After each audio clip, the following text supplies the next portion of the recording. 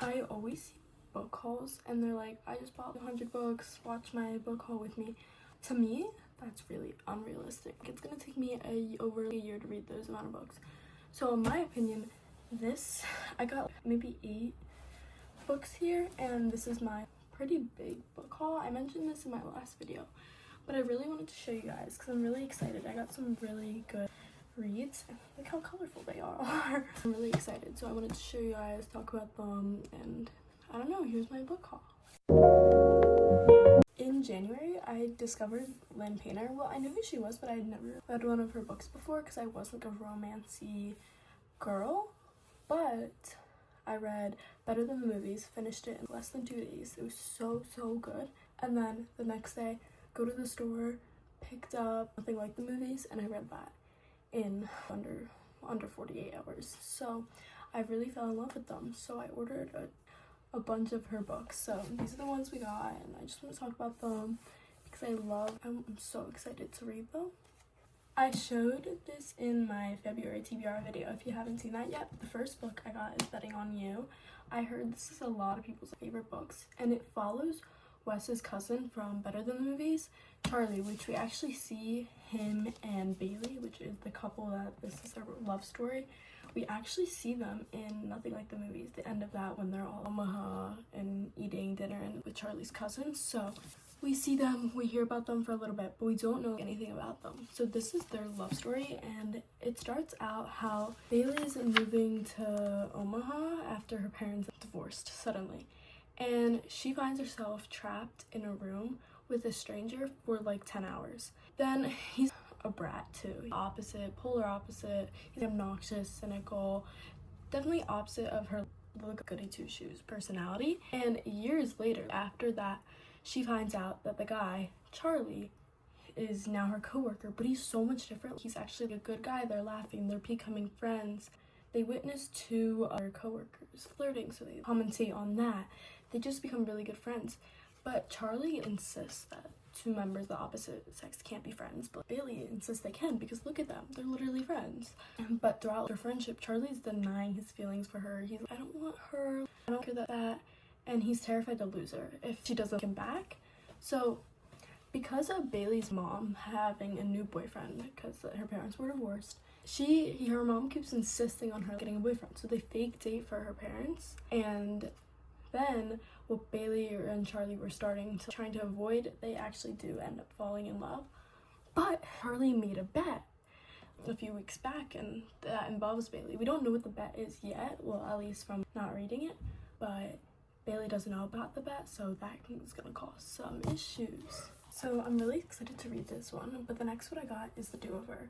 I heard this isn't a lot of people's favorites, but I did hear it's still good because it's Lynn. It's a Groundhog Day trope, which is where the day keeps repeating over and over and over, which I've never read. That's why I heard a lot of people didn't really like it as much as they like the other ones, but I'm still excited to read it. And basically, the main character, Emily, or Emile, guys, I have not read this. I don't know how to say her name yet. Her Valentine's Day was a disaster, and she goes over to her grandma's house. And when she falls asleep on her grandma's couch, wakes up, it's Valentine's Day. Again, the same day. And she's kind of stuck in that repeating days. And it sucks because she keeps rewatching her boyfriend, Josh, cheat on her every day, every time she wakes up. She can't seem to get away from this other guy, Nick, who she keeps running into because the day keeps repeating. So how many days can one girl spend watching her life go up in flames, and then something good starts to happen out of the terrible gates? So the universe stops doing do-overs, I guess. That's really all I know about this book. So I'm assuming she falls in love with Nick, because why would she want to be with her cheating boyfriend? So that's all I know about that one. Okay, my final Lynn Painter book I got, not my final romance book I got though, is Fake Skating. And look at the cover, she's gorgeous. But this girl, Danny, she moves away from her childhood and whatever. But years later, she moves back to Minnesota because her parents divorced. And she is really depressed and stuff because, her parents got divorced. So she tries to rekindle her childhood best friend relationship. She was best friends with this guy, Alec. He's a whole different person. He is the all-star hockey. Everyone's obsessed with him in their town type of guy. He's so good at hockey and the entire town fangirls over him. So the town worships him gods. Instead of Alec being followed around by Danny, the girl, he's followed with clubs of fangirls. And he loves it. But one thing leads to another, and Alec and Danny are in a fake relationship because they just need it for, I guess, the town. I don't really know why yet, but it becomes pretty complicated and they obtain feelings for each other. So I do love the fake dating trope. I really like it. So I'm really excited for this. And it looks so good. I'm so excited. I think I might actually start this today, surprisingly. I don't know. Okay, kind of on the opposite end, because I'll get back to romance in a second, but the next book I got is Tuesdays with Morrie. So it's a memoir by Mitch, and he goes every Tuesday, I think it's for 14 Tuesdays, he goes to this old professor, I think he taught at Brandeis's house, and they talk about life, from things, death, romance, love, just living. And it's kind of teaches you all these life lessons and about life. This old man's stance on life, and I heard it's really good and it's life-changing, and I'm really excited to read it because it's a memoir, but I'm ready for my life to be changed by this book. That's what I heard. I heard it's so good, and you'll learn so much from it, so I'm really excited for that. Then last up, for my romance books, I got two ones. You probably have seen these on Book Talk, or especially people when they're on vacation. This is really trending right now because the movie just came out a few weeks ago, but I watched the movie and it was so good, so I had to buy the book.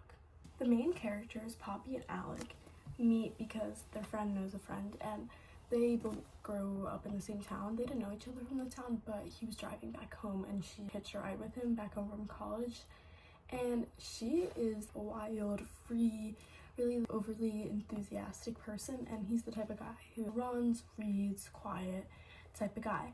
But things happen in the car ride. They had to stay overnight in a room, and they become really great friends. She lives in New York City now, and he's still in the small hometown. But every summer they go on a trip, a camping trip. They went to Norway. They go on all these trips every summer.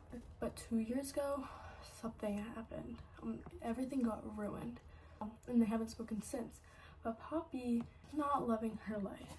She's depressed, but this is different than the movie. I'm reading it. She decides to convince her best friend to take one more vacation together, lay everything on the table, fix it all. And she's a week to fix it all. And there's one big truth that's kind of blocking their perfect relationship from happening. So this is their love story. I'm really excited. I love the movie, and I heard the book is definitely better, but the movie was already perfect, so I feel this is gonna be like perfection. Really excited. I know I keep saying that after everyone, but I am really excited. Okay, if you know me, I don't know if I've ever talked about this. Actually, I think I did in my last video. I love the movie Call Me By Your Name. I love the idea of an Italian summer, and this book pretty much captures that. So it follows the main character, Lena, and she's spending the summer in Italy because it's her dying mother's wish to spend some time with her father, who lives in Italy. But her father hasn't been around for 16 years? Yeah, her father hasn't been around for 16 years, and she doesn't actually want to be living in Italy. The Italian summer, she just wants to go home the entire time. It's not giving Italian summer, but she discovers a journal that her mom had written when her mom lived in Italy with her dad, and it talks about love, secret romances, art, hidden bakeries, and it inspires Lena to follow her mother's footsteps, and along with the ever so charming Ren, and unearth a family secret that's literally going to change her life, her entire life. So it's a romance, but it's also kind of, there's a secret, there's another plot too, which I'm really excited for this because I always heard this is such a good rom-com book. My last two books are part of the same series. From Jennifer Lynn Barnes, we have The Grandest Game and Glorious Rivals. The third one is getting released in July, so I'm really excited for that. But okay, let me explain first. I'm jumping the gun. But, so we know the Inheritance Games world. The series, so amazing, so good. Well, this takes place in that world, and the characters are in it, but they're not the main characters. So at the end of the third Inheritance Games book, and in the end of Brothers Hawthorne, we see Avery Grahams decide to make a game where a bunch of people compete, 7 people get tickets and compete in Hawthorne House, Hawthorne Island for a lot of money. Well, these are those games. So the first one is from Lyra, Rohan, and Gigi, which we see all mentioned in the Brothers Hawthorne. So Rohan was a big part of the secret gambling world. Lyra, we don't really know her name, but I'm pretty sure she's the girl whose Hawthorne dad-related death is kind of meshed in there. And Gigi is Grayson's stepsister. So it's a game with a little romance. That's not important at all. But it's a mystery book. And then this is the second one. I can't really say much about it because I haven't read the first one, but it's another one of the game. And it mentions only Lyra on the back. So I really wonder who's going to be the main characters in this one. I guess the people from this book. I think so. I don't really know. But it looks really good. I've heard really good things on it. And I got these beautiful copies from Barnes & Nobles. Look, they're white. I got it so I can order the pre-order. I pre-ordered the signed copy that's also white. So I feel like I should cut them all matching. So I did. Okay, that's my book haul. I'm really excited to read all of them. I will be reading all of them. I feel this is not overconsumption because I am gonna read them all. And I bought, it's not even, okay, wait, because I bought them from a used book website. It's pangobooks, not sponsored. I keep saying that in all my videos. One day, hopefully, maybe it's sponsored, but they're so good. If you saw those books, they're almost all brand new, minus the two I got those, but they're so good. I love that website, and they're really cheap. So reading books does not have to be expensive. You can get thrift stores, there's pangobooks, there's thrift books, there's so many ways you can get cheap brand new books. So yeah, that's my haul. Hope you enjoyed watching, and you'll probably see those books being read in the upcoming months. Okay, hi guys, it's a week later and I'm filming this because I got accepted into the Pango Ambassador program.